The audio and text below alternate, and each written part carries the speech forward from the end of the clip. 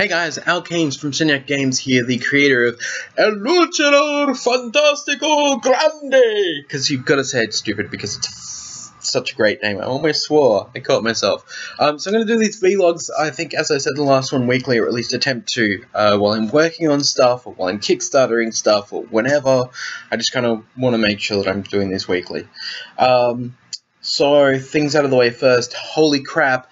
Alan Alistair, Rule Make Games, currently on Kickstarter with Entropy. They just passed 56k, so congratulations, guys. That's amazing. They are Brisbane-based, so they're Australian designers. Ray Williams has his Goblin Hunters Kickstarter up for his Goblin Hunters game, which is pretty cool, so you should check that one out. Non-Kickstarter stuff, you should check out Quarries of Scred by my friend Kale.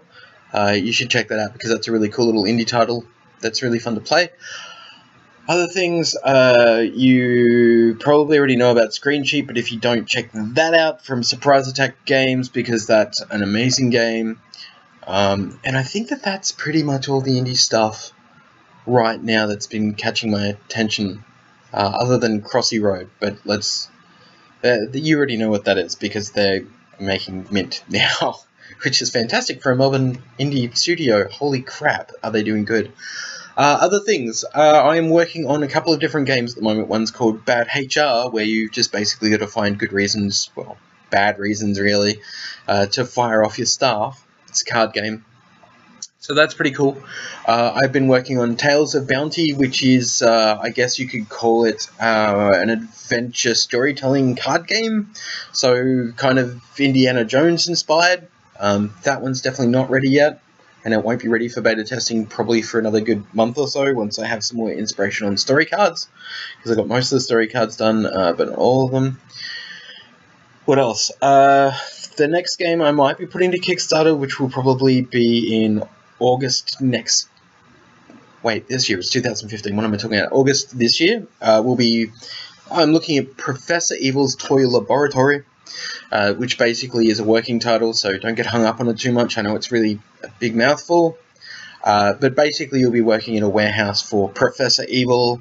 You'll all be scientists and stuff, putting together dolls so you can sell them to retail, and they're all going to be horrible toys like babies with buzzsaws and acid-spitting zombies and shock 'em rock 'em robots and things like that. So yeah, it's in the works anyway. It's got some cool mechanisms in it, like a little card conveyor belt. You pay to get cards, kind of like Below the Ball, I guess, in a way. I hadn't thought of that. Other things.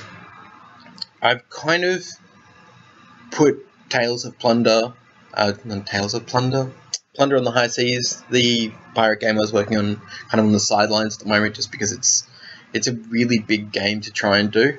And I don't feel like any of the games I want to make them any longer than an hour and a half to play, just because I for one make the games for me. So that's the reason why El Luchador Fantastico Grande is such a nice short game, or filler, or gateway game, or whatever you want to call it, is because I make the games for me. And I know that there's people like me out there, and so I know that there is going to be an audience for those kinds of games. I don't like going to a board game day and playing the same game for like 3 hours. Battlestar Galactica. Yeah, really didn't like that game. Sorry. Maybe it's just Fantasy Flight's usual rulebook thing. Rules make your game, guys. So, if your rules are hard to understand, I'm probably not going to be playing your game more than once.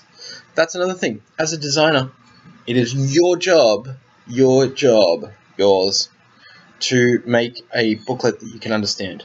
So if you are a designer out there, I do really stress to get your rules booklet out to everyone as much as you can before you Kickstarter. Check it, double check it, triple check it, quadruple check it. Make sure it's easy for everyone to understand. You shouldn't be basing it on, oh, well, I play games and I can read it. But that's not the point. Not everyone you should be marketing to should be the people who already play games. Sure, with some longer games and more involved games, that's fine, whatever. At least make some basic rules for basic people. And I'm not saying these people are basic. I mean, people who are new to the hobby, people who don't play board games as much, if you want to get those people into gaming, kind of want to try and make it a bit easier for them. And I've got hiccups, which means I've been ranting and I'm going to go.